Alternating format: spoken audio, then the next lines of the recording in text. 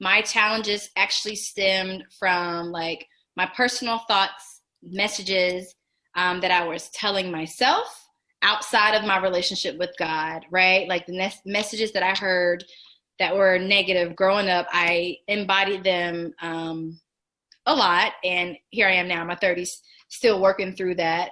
And so for me, like it took me to get to go to therapy to get to a place where I could actually get to a place where I could read the Bible and actually allow the word to speak back to me, if that makes sense. Like reading the Bible before, I would literally just be reading it to be reading it.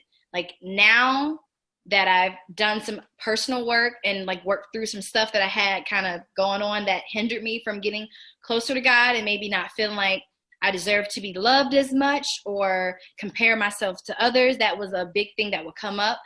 We know comparison is of the devil. And for me, I stayed in that place for a very long time. And when I say for a very long time, I mean up until 2020, right? Like comparing myself to other people's journey. And I feel like that has hindered me a lot because God is not a God of comparison. God is going to place you where you need to be. And so for me, being a young mom and feeling like everyone else is such like farther ahead of me, it was so hard to like allow God's love to really fully embrace me and just really move me forward. Like I couldn't get past where I was because I wasn't allowing myself. I wasn't allowing God to come in and just embody me and just really like show me his grace and mercy because I couldn't see it. Like I didn't have the grace and the mercy for myself.